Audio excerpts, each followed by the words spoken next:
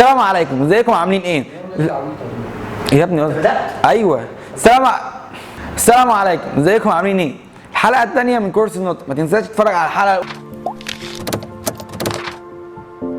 النهارده هنتكلم عن حرف السي. طبعا حرف السي ليه نطقين، يا اما س س س يا اما ك ك ك، يا اما سي او اس يعني، يا اما ك ك. انا هعرف ازاي اذا كان الحرف ده بيتنطق س او اس او س س او ان هو بيتنطق كي. بص يا سيدي، لو جه بعد حرف السي اي اي واي يتنطق اس، ولحسن حظك ان مفيش شواذ في القاعده دي. انما لو جه بعديها اي حرف تاني هيتنطق كي يعني. الكلمه دي بص، سايكل هنا في اتنين ايه سي. هنسال السي الاولانيه جه بعدك حرف ايه، قالت لي اي واي، فالواي تخليها تتنطق اس. طب تعالى نسال السي الثانيه جه بعدك حرف ايه، قال لي ال، فالثانيه تتنطق كي، بقت سايكل. الثانيه دي سيركل دايره سيركل. طيب تعالى نسال السي الاولانيه تتنطق بقى اول جه بعدك ايه، قالت لي اي، فهتنطق اس سير. طب الثانيه جه بعدها ال، بقت ك سيركل. دي اسمها ساين، ده اللون السماوي، لون السما. بص اتنطقت اس عشان بعدها واي، ساين. والقرفه سينامون برضو اتنطقت اس عشان بعدها اي. الكلمه دي هيتنطق ايه، سيل خليه، سيل اتنطقت برضو اس عشان بعدها اي.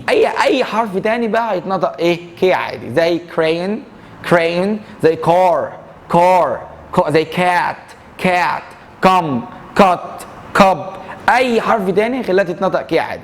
طيب حد سالني سؤال كده، قال لي طب انا هعرف منين اذا كانت الكي دي هي الصوت الكي ده هو حرف سي ولا حرف كي؟ انا فكرت شويه في الموضوع ده ودورت يعني، لقيت ان مفيش كلام في الانجليش ولا كلمه في الانجليش الا اذا كانت اسم، ماليش دعوه اتكلم كلام انجليش في ساوند الكي بعد، يعني مفيش كلمه في الانجليش فيها كي اي ولا كي او ولا كي يو. مش اسماء بلاد ولا اشخاص، انا بتكلم كلام انجلش. اطمن ناسي ايه لو سمعت كات. طب انا نفسي مش عارف كلمه كات، هكتب بقى كي اي تي ولا سي اي تي؟ ما احنا قلنا ان مش هتلاقي كي اي في الانجليش فتبقى سي اي تي.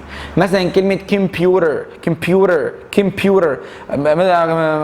كمبيوتر دي بالكي ولا بالسي؟ لا بالسي، لان مش هتلاقي ساوند الكي مع كم لا هتبقى سي برضه. بالنسبه لحرف الدي فهو بيخلي الانجليش بتاعك شكله حلو جدا.